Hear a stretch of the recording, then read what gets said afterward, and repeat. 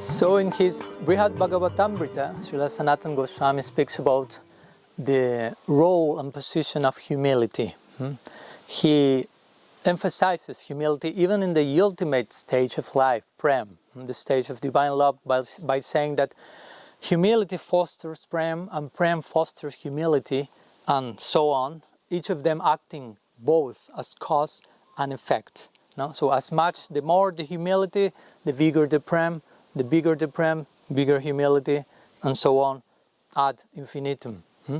So humility is a very important quality for every human being, basically, what to speak of spiritual aspirants, which should be also properly understood not to become a paranoia for the practitioner. As C.S. Lewis will say, no, humility doesn't mean to think less of yourself, but to think of yourself less, basically, to dethrone your false sense of position and center of reality, and to really locate yourself when you really belong to. I mean, to be yourself means to be humble, strictly speaking.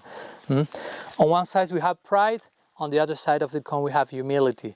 Pride makes us artificial, makes us who we are not, and humility makes us real, basically. So in this context we will say humility is embracing reality. To embrace reality properly means to be humble. And humble doesn't have to do with some imposed superficial attribute coming from somewhere else, but to actually be ourselves at the best version available of ourselves in that regard. Humility or pride, let's say, since we are speaking about both of them, pride is more concerned with who is right, if we will say in one word, and humility is more concerned with what is right, which is a very different thing. No? Pride is just pointing, you are correct, you are faulty, I'm the good one, you are the bad one. Humility is more passionately concerned, what is right, where is the truth, and wherever the truth is, I will adapt myself to that. No? I will let that truth transform me, no? In whatever it has to be of me. And even if that means I have to change myself, I have to see some faults in myself that need to be transcended. Once I remember Bhaktisundar Govinda Maharaj will say that very nicely. He say, my religion is to find faults within myself. No? In a very funny way he was saying, not again in a paranoid way, but he said, I adopt such a practice as my religion, as my daily, if you will, no? Sadhana. No? My sampradaya is consisting of finding faults in me, in the sense of my religion is not finding faults in others, basically, but be strict with myself and merciful with others. No? Not the opposite way around. Now, humility is a very interesting quality because it is said it's an anti-reflexive quality. This means, for example, if you are, developing more physical strength, and you may recognize that, oh yeah, I'm having more physical strength, it doesn't mean you will lose that strength.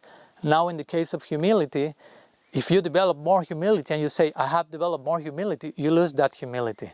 So the nature of humility is that the very moment that you accept that you have humility, you lose that. So it's a very paradoxical virtue that it's very important to know how to live with that, no? Being aware it's something higher than me, it doesn't belong to me, and the very first moment I try to own that, it just escapes from me.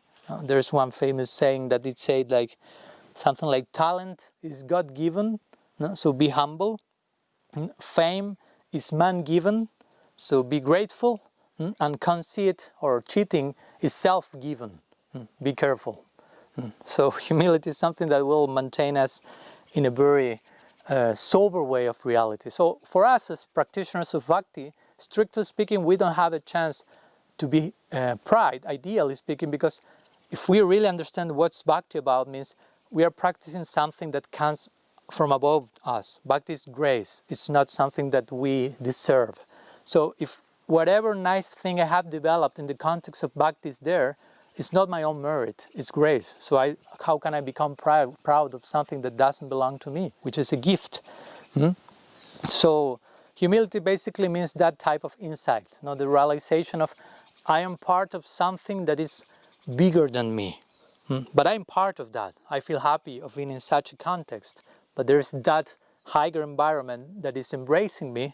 So that's a very big reason to celebrate and be happy and be grateful in the context of proper devotional humility.